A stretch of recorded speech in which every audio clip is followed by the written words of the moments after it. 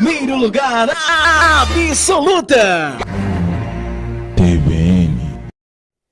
Olá, minha amiga e meu amigo querido. Que alegria poder estar com você em mais uma segunda-feira. Uma segunda-feira que trouxe consigo uma chuvinha deliciosa, né? Deu para dar uma acalmada nas nossas plantinhas, não é? E também para o nosso coração, que já estava aí louco e desejoso por umas águas, as águas do mês de setembro. Não é? Então eu quero receber cada uma e cada um com um grande abraço. O abraço da Lúcia Bessa, o seu programa aqui, o Papo à Beça, que é o Papo à Beça que você conhece, que você ajuda a construir, não é? Que você é minha parceira e meu parceiro. Então eu fico muito feliz de poder estar com você em mais uma segunda-feira, não é? Hoje eu estou me sentindo assim leve, porque eu estou sem meus cílios aqui de quase meio metro, então eu não sei nem como é que está aqui no vídeo, porque eu gosto daquele trem que parece assim, né? Mas infelizmente não deu tempo de colocar o meu cílio, gente, depois vocês vão me dizer como é que está esse trem. Olha, e hoje eu vou trazer para vocês algumas mulheres que integram um time de mulheres que vocês merecem conhecer. Vocês sabem que nós começamos essa jornada o ano passado. Queremos você eleita. Vocês sabem que o Papa Bessa com Lúcia Bessa, ele deseja e faz tudo aquilo que for necessário para que mais mulheres não só se interessem pela política partidária, mas também se lancem nessa seara que eu não vou dizer que é fácil. Não é fácil, mas é necessário se nós quisermos verdadeiramente morarmos num lugar, num Distrito Federal e num país mais respeitoso, mais inclusivo, menos discriminativo, menos segregador. Então, eu hoje trouxe mais 3 mulheres. Por enquanto 2, a outra deve estar chegando, eu espero. Que vocês vão conhecer as suas trajetórias, vão conhecer os motivos pelos quais elas se lançaram a essa tarefa árdua, porém necessária. Mas antes mesmo de eu apresentar essas mulheres incríveis a você, eu vou começar o nosso programa, infelizmente, com mais uma notícia que me entristece profundamente. E eu tenho certeza que entristece você também. Mais uma mulher, vítima de feminicídio no Distrito Federal. Mais uma mulher, cuja vida foi ceifada da forma mais vil e brutal. Uma mulher que foi morta, assassinada, na sua casa, no seu local que deveria ser o mais aconchegante, que deveria ser o seu refúgio, que deveria ser o local onde ela se sentiria protegida e segura. Mas o homem que com ela convivia, porque eu não vou chamar de companheiro, assassinou brutalmente essa mulher com golpes de pia. Ele pegou uma pia de cozinha, uma pia, e arremessou na cabeça desta mulher, na frente dos seus 2 filhos, que correram, imagine a cena, que correram para pedir socorro, mas, infelizmente, o socorro não veio a tempo. Infelizmente, essas 2 crianças, além de terem presenciado essa cena terrível e dantesca de sua própria mãe ser assassinada, e ainda vão ficar à mercê de um Estado que não tem políticas públicas para abrigar e acolher essas crianças vítimas de feminicídio. E eu quero aqui nominar essas mulheres cujas vidas já foram perdidas para o machismo que mata todos os dias. Todos os dias, o machismo mata nós, mulheres. Todos os dias, o Estado falha na proteção às nossas vidas. Com Patrícia Silva Vieira Rufino, de 40 anos, nós totalizamos 15 mulheres assassinadas no Distrito Federal. 15. Nós estamos hoje no dia 19 de setembro. Nós estamos com menos de 9 meses do ano de 2022 e nós já tivemos 15 vidas ceifadas para o machismo no Distrito Federal. E eu vou aqui pedir licença e citando o nome dessas mulheres. E por quê? Você sabe que eu faço questão de citar o nome dessas mulheres, porque essas mulheres não são apenas números. Não são apenas mulheres assassinadas. São mulheres que têm famílias, ou tinham família, mulheres que tinham filhos, mulheres que tinham sonhos, mulheres que tinham projetos, mulheres desejosas de viver. Mas a sua vontade não foi respeitada pelo seu algoz. E à medida que eu for lendo o nome dessas mulheres, nós aqui no estúdio faremos esse momento de respeito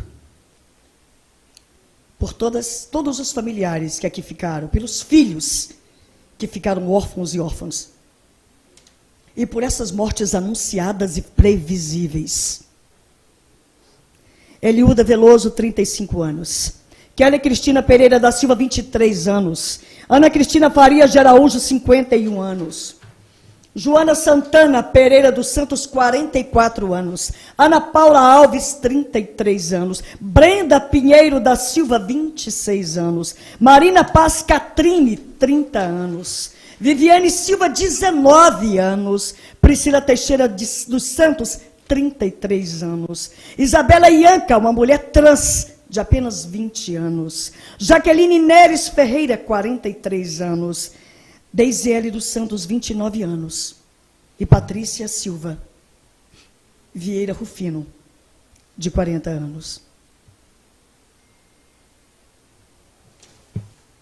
Nós não queremos ser a próxima. Nós não queremos ser a próxima vítima de um Estado que falha, de uma sociedade que aplaude muitas vezes esse machismo, essa discriminação. Esse é o seu Papa Bessa, o seu canal de denúncia, de informação e de acolhimento. E hoje, claro, agora eu vou passar logo para apresentar essas mulheres incríveis que nós temos aqui hoje. E olha, elas têm muita coisa para dizer. E eu tenho certeza que você está aqui firme, olhando, vendo, assistindo e prestando atenção em cada fala dessas mulheres. Eu quero aqui apresentar a minha querida professora Érica. Érica, minha querida, essa educadora que tem uma vida dedicada a projetos sociais aqui no Distrito Federal. Professora Érica, seja muito bem-vinda ao nosso Papa Bessa, e ela é candidata a deputada distrital pelo PMN. Seja muito bem-vinda, professora Érica. Obrigada, Lúcia. Uma boa noite a todos vocês. É um prazer imenso estar aqui hoje, numa oportunidade única, né, de estar eleita, né? Esse é o nome do programa, não é isso, Lúcia? Queremos você eleita. Exatamente. Então, a gente precisa, sim, dessas oportunidades, porque para quem não vem de uma carreira política, é bem complicado assumir essa responsabilidade e esse desafio. Então, eu estou aqui para representar vocês, você, mulher, principalmente. Eu aceitei esse desafio, um desafio que nasceu comigo, porque eu acho que a mulher ela pode ser o que ela quiser ser. Então, mais uma vez, muito obrigada. Obrigada, Lúcia. Obrigada a Miranda, que está aqui conosco também. E vamos fazer dessa noite uma noite bem produtiva para todas nós. Nós é que agradecemos, Érica, e aqui do meu lado eu tenho esta mulher, gente. Pensa numa mulher corajosa. Olha, quando nós nos expomos, isso já é um ato de coragem, não é? Quando a gente se coloca para as pessoas, isso já é um ato de coragem, principalmente no mundo extremamente machista, misógino, lesbofóbico, transfóbico, discriminatório, etc, etc, etc. E essa moça, ela veio com um mandato coletivo, uma candidatura coletiva e um mandato, quiçá, não é? Coletivo, porque a gente espera que ela ganhe, que eles ganhem, ela e mais duas pessoas, que depois ela vai falar quais são, nesse mandato coletivo. É coletivo afro-indígena. Querida Miranda, seja muito bem-vinda ao nosso Papo à Beça. Obrigada, Lúcia. Agradeço demais a chance de estar aqui, porque é isso, né? Os espaços de poder são negados a nós e a voz também precisa ser representada, né? Exatamente isso que você falou. É muita coragem, né? Meu nome é Miranda Gomes, eu sou a cabeça de chapa dessa coletiva afro-indígena, que estão comigo 2 indígenas. Camudan Wapixana, lá de Roraima, da etnia Wapixana, e Nando Potiguara, da etnia Potiguara da Paraíba. Né? A nossa candidatura ela se mostrou muito necessária para essa representatividade, trazendo uma mulher negra, lésbica, professora, educadora social, como cabeça de chapa, para trazer essa representatividade, e trazer indígenas também, porque não é de conhecimento de toda a população, mas só existe uma deputada federal indígena no Brasil inteiro. Então, é buscando trazer para os lugares de poder e decisão as pessoas que precisam desses poderes e decisões trabalhando em seu favor. A gente traz essa união do que é ser brasileiro e o que é ser afro-indígena. Olha, gente, eu disse a vocês, né? Eu disse a vocês que eu só trago pessoas aqui que vocês têm interesse em conhecer. E essas 2 mulheres, são 2 mulheres que têm o meu respeito, que têm o meu total apoio.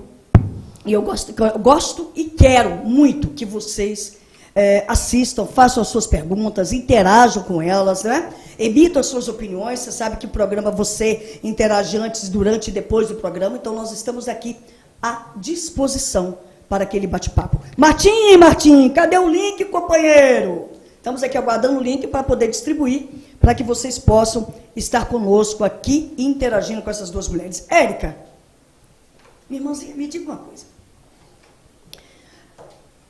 Você estava ali, numa posição bastante confortável como educadora, né? Fazendo o trabalho que você já faz, e faz com muita propriedade. E agora você enveredou pela política partidária. Minha amiga, me diga uma coisa. O que levou você a sair dessa zona aspas de conforto? Porque mulher nenhuma vive em zona de conforto, não, viu? Os outros é que acham que a gente vive em zona de conforto. O que levou você a dar o seu nome e dar a sua história, o legado que você já tem aqui no Distrito Federal para essa política partidária? Como você disse, Lúcia, eu sou da escola, sou do chão da escola, sou gestora de uma escola pública e fiz muito pela minha comunidade, na comunidade onde eu trabalho. Mas antes de gestora, eu sou mulher. E você fiquei arrepiada aqui quando você citou o nome das 15 mulheres, né, mortas aqui no Distrito Federal, e isso mexe muito comigo, né? O fato de ser mulher e de precisar que as mulheres tenham uma representação efetiva e que tenha alguém que fale por elas. E a gente sabe que a política não tem essa representatividade. As estatísticas dizem que quando você reúne 5 mulheres, dentre essas 5, ao menos uma sofreu violência doméstica, né? E é complicado de falar sobre isso porque eu fui uma delas, né? Eu fui uma mulher bem resolvida, uma mulher que tinha o seu emprego, uma mulher de uma família estruturada, e eu sofri violência doméstica. Era para ser uma estatística. Era para me ser uma estatística. Não gosto muito de estar expondo isso, mas quando eu quis entrar na vida política, eu sei que isso, né, acaba servindo de exemplo para as outras pessoas. E eu consegui vencer. Eu consegui me desvencilhar de um marido, né, que era abusador, que a gente às vezes acha que isso não acontece, que não é, a gente releva muita coisa. E quando a gente consegue dar um fim nesse relacionamento, ele não aceita. E a mulher, ela não tem apoio da família, né? Ela não tem apoio dos colegas. Você não quer ser uma mulher separada, você não quer ser uma mulher divorciada, porque você vai ser apontada, né? Como uma mulher separada, você vai ser julgada por isso. E isso aconteceu na minha vida e foi muito difícil, não foi fácil, né? Ele chegou a tentar me matar, não conseguiu, né? Graças a Deus não conseguiu. E eu estou aqui hoje porque eu sei como que é.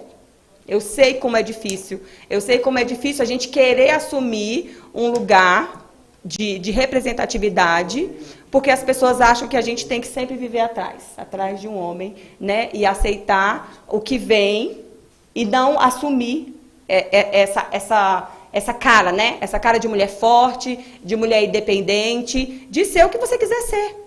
Então, isso foi um dos pontos que me levaram a ingressar nessa vida política, a acolher essas mulheres. E quando eu falo que eu sou professora com orgulho, porque eu sei que a escola, ela é a base para que a gente possa mudar essa realidade. O Itapuã hoje teve esse crime bárbaro, mas você sabia que no Itapuã só tem 5 escolas? Como que a gente muda uma realidade de uma cidade onde só tem 5 escolas, onde você não consegue acolher aquela população na escola? Essa mãe deixa os filhos com quem? Ela larga desse marido como? Desse abusador? Como que ela vai ter essa assistência? Então, é pensando nisso, nelas, em todas essas mulheres que sofrem isso diuturnamente, que eu vou enfrentar essa batalha e vou representar todas elas na Câmara Legislativa. Muito bem, Érica, muito bem. É claro que ninguém quer falar que sofreu uma violência. A gente não gosta de falar isso.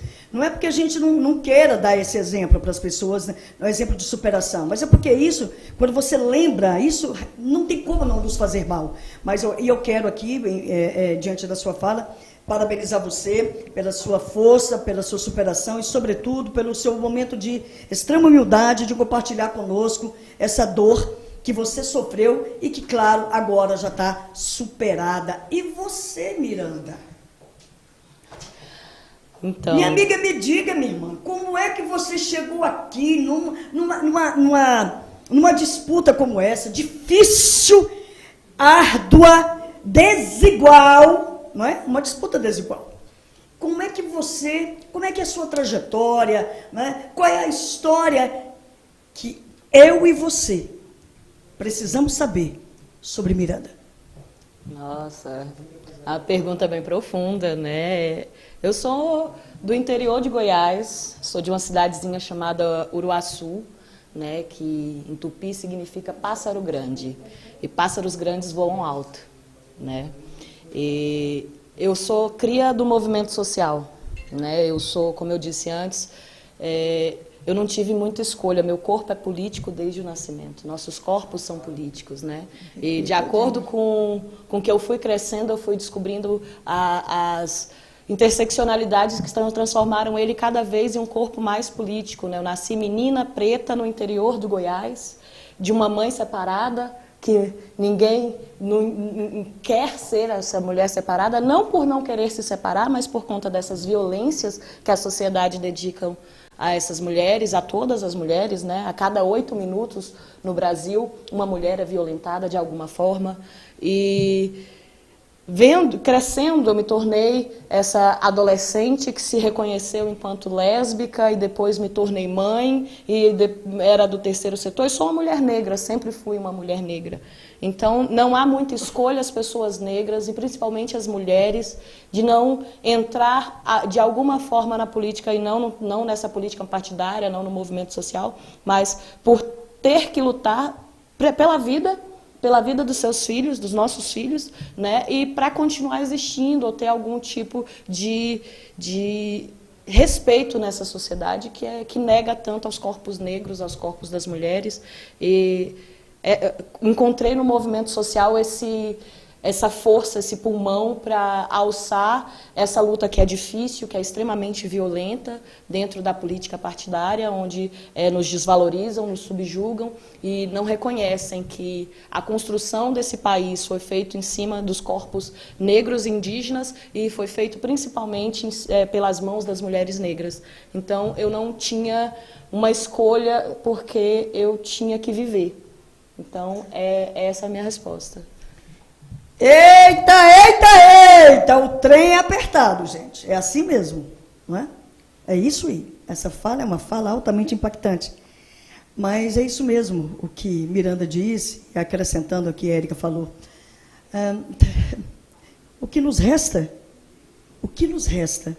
Lutar, resistir e seguir adiante. Eu vou fazer o quê, não é? Nós vamos fazer o quê? Nós vamos deixar o tempo passar e esse sistema altamente segregador e desigual nos atropelar, aqui temos duas mulheres que jamais se colocariam numa situação como essa, não é?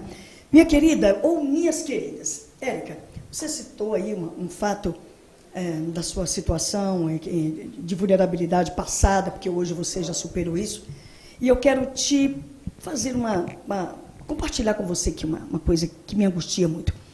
Nós tivemos, o ano passado, a CPI do feminicídio, aqui no âmbito da Câmara Legislativa, para apurar a responsabilidade do poder público nas mortes violentas de mulheres, tipificadas como feminicídio. Esse trabalho, Érica, foram 11 meses de muita luta, não é? De deputados comprometidos com essa temática, vírgula, pelo menos naquele momento, ponto. E algumas recomendações foram emanadas a partir dessa CPI. Essas recomendações para que o poder público e os órgãos e os seus órgãos afins em relação a essa temática desse justificativa, meu Deus, justificativa, né? Pudesse falar acerca das ações que estão sendo implementadas e das que serão implementadas para minimizar esse quadro terrível de violência contra as mulheres no Distrito Federal. E a CPI do feminicídio, ela apenas confirmou aquilo que todas nós já sabíamos, né? Que o Estado tem falhado na proteção às mulheres. E eu gostaria que você nos dissesse o que você tem a dizer acerca desse problema que é recorrente no Distrito Federal, apesar de termos aqui vários equipamentos públicos para coibir, para livrar a mulher do ciclo da violência, ainda continuamos morrendo e sofrendo na mão daqueles ou daquelas que nós escolhemos para ser o nosso companheiro, nosso amado, nosso amante, e que muitas vezes tem se tornado o nosso algoz ou a nossa algoz, se estivermos falando aqui de uma relação homoafetiva. É complicado, né, Lúcia? Por isso que mulheres na política faz toda a diferença, porque é só a mulher que sabe o que ela passa e só ela sabe o quanto que essas políticas públicas elas não são eficazes. E aí eu digo para você, comemoramos 16 anos de Lei Maria da Penha, com um aumento de 40% nos crimes contra as mulheres. E como que a gente vai resolver essa situação? É só punir o agressor? Como eu disse para você, né, não me orgulho de dizer que eu sofri violência doméstica. E eu tinha e tenho, né, o meu emprego. Mas muitas das mulheres, e a gente já sabe, boa parte delas, grande maioria, elas não têm aonde deixar os seus filhos. Então, como que eu vou fazer uma lei onde puna um agressor que eu não vou denunciá-lo porque eu sei que se ele sair de dentro da minha casa, não vai ter como eu sustentar a minha criança. Se eu tiver um emprego, não vai ter com quem deixar essa criança. E uma das nossas propostas que a gente pensa, né, e quer colocar em prática, a primeira delas é que a mãe solo ela tenha vaga exclusiva nas escolas de tempo integral. Porque a mãe que sai de casa e que sabe que o seu filho está dentro da escola, se alimentando, aprendendo, praticando esportes, ela vai trabalhar com tranquilidade. E ela não vai dar oportunidade para que uma pessoa que ela confiou, que estaria dentro da casa dela, né, para dar um suporte, ela não vai colocar uma pessoa que não seja para somar. Ela não vai ficar dependente disso. Então, uma das primeiras propostas nossas com relação à mudança desse quadro é investimento na educação. Nós temos que ter mais escolas integrais para que a gente possa acolher essas mães vítimas de violência. Porque a gente sabe, você sabe, né, como procuradora da mulher, que a violência ela não acontece uma vez. Ele não chega uma vez e mata. Não. Ele começa, ele fala alto, ele agride, e isso vai se tornando um ciclo cada vez maior, até chegar no ponto que a gente já sabe que é o feminicídio. Então, a mulher precisa deste suporte. E ela precisa deste suporte, principalmente no âmbito escolar. Porque a gente sabe que boa parte delas tem filhos em idade escolar e que não tem onde ficar. Essa mãe mesmo, 5 filhos, ela deixou para trás 5 filhos que não vai ter, né, que não vão ter assistência nenhuma do Estado. Um familiar estava dando entrevista na televisão e ele ainda citou isso, né, que eles vão decidir e pensar o que eles vão fazer com essas 5 crianças. Né? A criança perde a mãe, ela não tem uma assistência da escola, ela não tem um psicólogo dentro da escola, ela não tem uma família com condições para arcar com a despesa dessas crianças, e aí esse ciclo vai voltar a acontecer com essas crianças, porque é como se fosse o cotidiano. Né? Então, investimento em educação para que atenda essas mães é fundamental.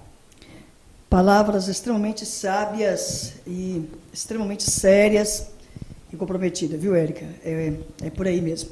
Gente, os amigos e amigas e seguidores da nossa querida Miranda, estou sentindo falta aqui. Vamos compartilhar o nosso link, porque elas precisam ser escutadas por vocês. Bom, amiga Miranda, segundo o levantamento do Instituto de Estudos Socioeconômicos, o Ministério da Mulher, Família e Direitos Humanos destinou em 2022 o menor recurso dos últimos 4 anos para o combate à violência contra a mulher no Brasil. Em 2019 foram 71,9 milhões. Em 2020, 132 milhões. Em 2021, 61. Em 2022, 43 milhões. Como é que você analisa esse quadro? E como é que você se dispõe diante dessa grande e necessária discussão e urgente e desafio de diminuir as violências contra as mulheres no nosso país? Lúcia, a gente vem tendo nesses últimos 4 anos, últimos 6 anos, né, um retrocesso nas nossas leis e nos nossos incentivos e investimentos que estão trazendo para o Brasil um nível de retrocesso que jamais imaginado. Né? A sociedade ainda não entendeu que quando se violenta uma mulher, se violenta toda uma sociedade. Né? Você não agride apenas uma mulher, você agride uma filha, você agride uma mãe, né? E você agride toda uma estrutura, uma professora. Então, quando tiram de nós o direito de nos protegermos, porque a violência patrimonial, de alguma forma, né? Quando não há investimento em segurança, em saúde, em educação, para nós, mulheres, e com enfoque nas pessoas negras, que são as pessoas que mais necessitam da assistência social, são as pessoas que mais necessitam de políticas públicas que efetivamente resolvam os problemas da sua sociedade, daquela região. Né? A colega citou o Itapuã. O Itapuã hoje tem quase 70 mil pessoas, né? Somente 5 escolas. Eu sou essa mãe que precisou dessa escola. Eu sou essa mãe que precisou levar uma medida protetiva, exigindo a vaga nessa creche, porque eu precisava trabalhar. Eu fui mãe solo por muito tempo. Né? Há um lugar marginalizado que é reservado para as mulheres negras, mães, e se forem lésbicas, isso piora muito.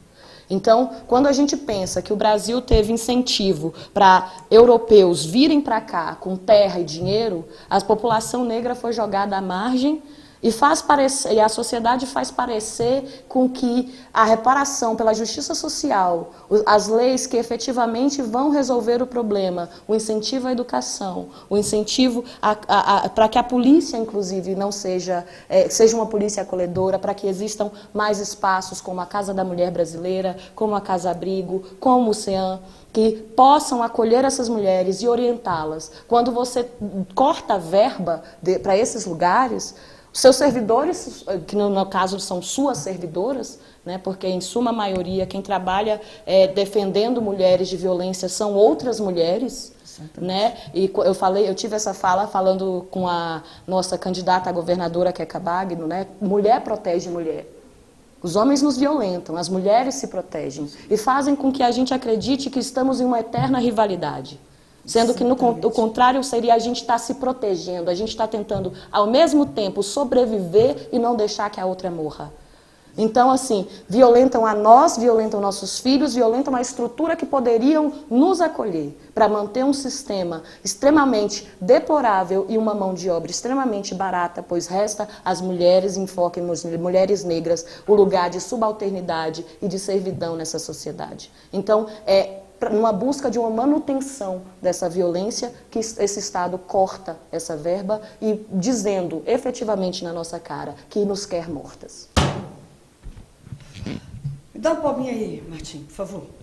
Essas duas mulheres merecem todas as palmas do mundo. Estou muito feliz com o desempenho de vocês, muito feliz, muito feliz. Me sinto representada por vocês duas e estou verdadeiramente emocionada com vocês aqui. Muito feliz, muito feliz. Enquanto o Martim acha ali nossas palminhas, vamos ver. É assim mesmo, gente.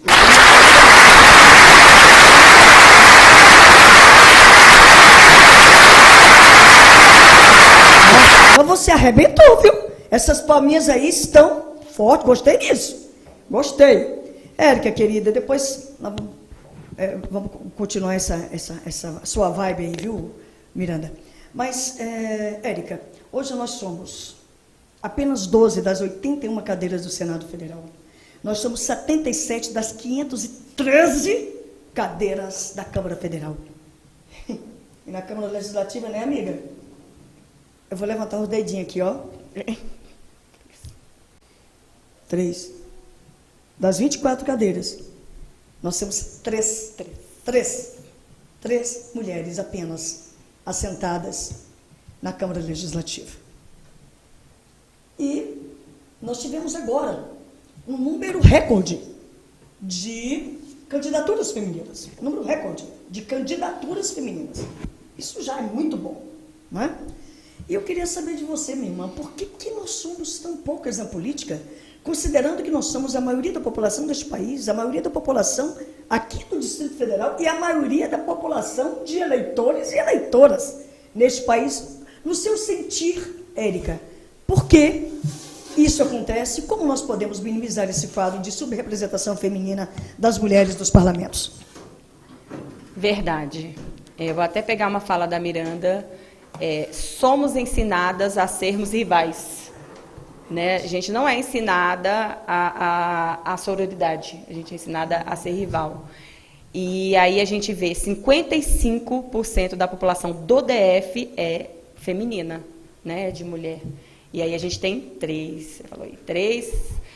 E eu falo para você, sabe o que é mais difícil para uma mulher hoje dar, eu vou falar essa palavra mesmo, dar a cara a tapa para estar concorrendo a uma eleição, é ouvir, né, que a gente não é capaz, que a mulher, o lugar dela é fazendo aquele papel, né, de assessoramento, né? A gente não tem que estar à frente.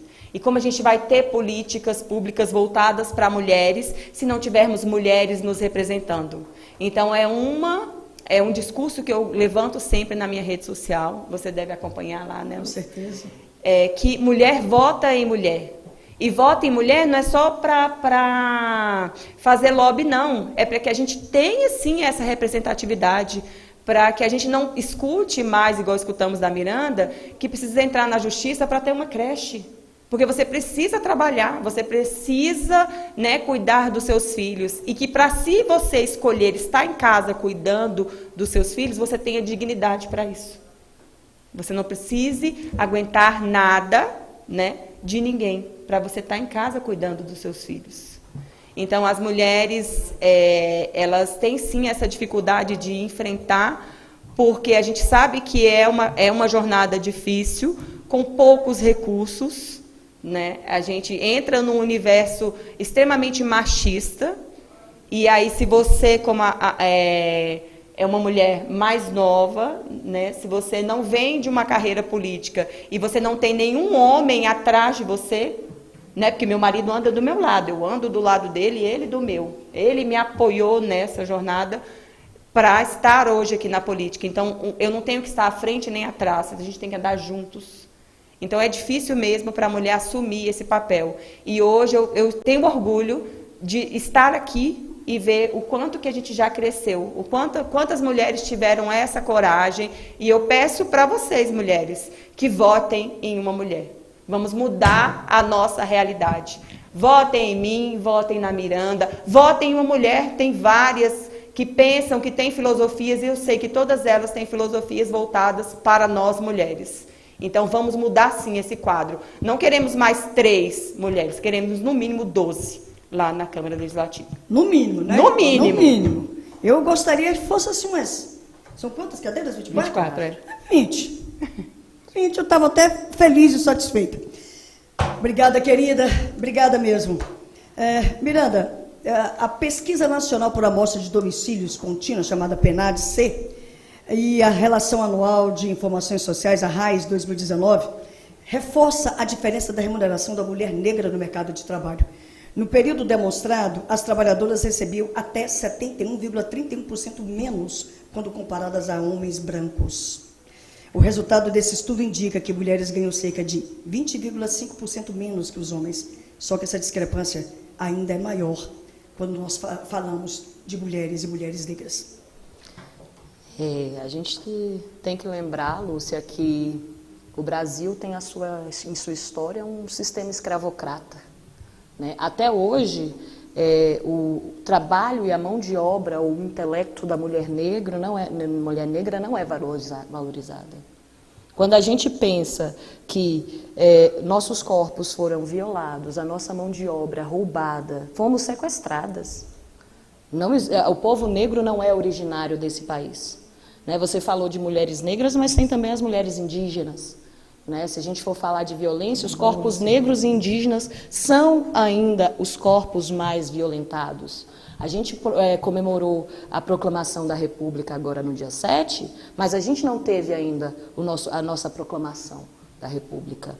As mulheres negras, a galera não está acostumada a ver a gente em espaços de poder. Não, um fato curioso mesmo, quando eu me apresento candidata, é o susto que as pessoas têm quando me veem. Aquela sensação de... Eles conferem várias vezes o meu panfleto para garantir que aquela sou eu mesma. Eu sei o que isso quer dizer. Quando eu cheguei no banco, a gerente, ela não me colocou no lugar de candidata. Eu fui reduzida. E ela estava falando com a minha coordenadora como a candidata. A minha coordenadora é uma mulher branca. Então, assim, são esses lugares que estão sempre marcados. A mulher negra tem um lugar marcado. E quando existe uma mulher como eu, e existem milhares de mulheres que se recusam a aceitar esse lugar que é oferecido. Nós aceitamos aquilo que a gente quer, aquilo que a gente luta. A gente luta por igualdade, a gente luta por respeito, por dignidade. Né, você perguntou para a professora o que faz a uma mulher que querer se candidatar, né, e trazer essa força. É essa resposta, né, de não dizer dizer que não aceitamos e não aceitaremos nunca esse lugar de extermínio, de desvalorização, de roubo de intelecto, porque somos roubadas desde que chegamos nesse país. Essa é Miranda, candidata a deputada federal pelo coletivo Afro-Indígena Rede. Obrigada, minha querida. Obrigada, Érica, querida. Gente, eu tenho que falar das pessoas que estão aqui nos assistindo, porque são muitas. Alessandro Muniz, professora Érica, nossa deputada distrital, 33111. Sandra Paula Mendonça, professora Érica para distrital, 33111. Ivani Pereira, essa é a minha deputada linda. Eu não sei de quem que ela está falando, porque são duas belíssimas. É as duas. Então. As duas a gente A Ivani também, parabéns a todas. O Elis Cruz, professora Érica, 33111. Bruna Ramos, professora Érica, 33111. Voto certo. Guaja Miranda para federal, é isso mesmo? Guaja. Guaja. Miranda para federal é 1881. O número é ótimo. Não é? O número é excelente. 1881, coletiva afro-indígena. É coletiva ou coletivo? É uma coletiva porque é uma menina, para dizer que mulheres ocupam sempre os espaços. Comigo, rapaz. Como assim, gente? É bom demais. Ivani Pereira, minha deputada distrital, 33111, voto certo, rumo à vitória. Irene Lopes, Irene Ferreira Lopes, Edileuza Lopes, professora Érica, Camilo da Vitória, Conceição Correia. Minha mãe. Conceição. Minha mãe. Oi, mãe. Beijinho pra você, meu amor. Que alegria que você está aqui conosco, ó. Um beijo no seu coração. Seriedade acima de tudo. Miranda, seriedade acima de tudo. Ivani Pereira, precisamos de mais creches. Hoje eu vi falar na TV numa creche em Samambaia fechada. A Irene continua, eu apoio a professora Érica. Adriana Alves, boa noite, um absurdo, algumas coisas que vocês falaram com muita propriedade. Temos que ter mais empatia e não disputa entre nós mulheres. Fernando Gomes, boa noite, hashtag eu estou no programa. E o Gabriel Fiel, que está aqui também. Tassiane Cordeiro, boa noite para você também, Tassiane. Quando fui eleita, disseram que eu era pobre. Absurdo. Adriana Alves, tá vendo, Adriana? Fernanda Gomes, Coletivo Afro-Indígena 1881, para nos representar. Ivani, vamos, mulherada, vamos votar certo. Deputada distrital, professora Érica, 31112. Mulheres verdadeiras e têm comprometimento. Parabéns, vocês. Carlos Alberto Reis Silva, importante participação feminina na política.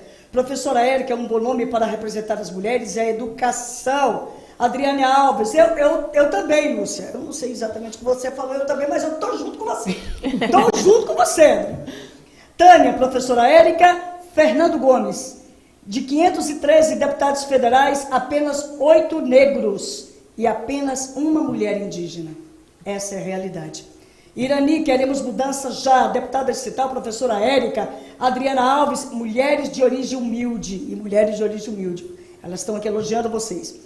O Carlos, mais uma vez, diz professora Érica, Elisângela Alvarenga, professora Érica, Elaine Alvarenga, professora Érica, Eliane Cristina, professora Érica, Fernando Gomes, 1881, Miranda, Coletiva Afro-Indígena. Tem muita gente aqui, não vai dar para a gente falar agora, e o nosso tempo, para variar, já está acabando, e eu quero, nesses minutos que se aproxima do fim,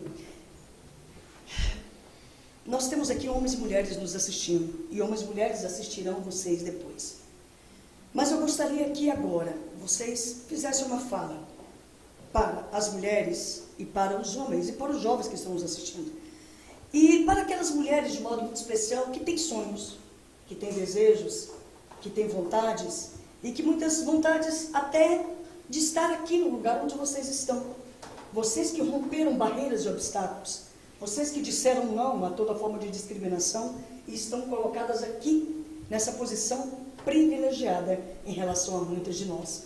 Então eu gostaria que vocês, nesses minutos que nos restam, que vocês dessem um recado para essas pessoas que estão aqui nos assistindo e que vocês reforçassem a elas como será importante que Miranda esteja na Câmara Federal, que Érica esteja na Câmara Distrital, representando a mim.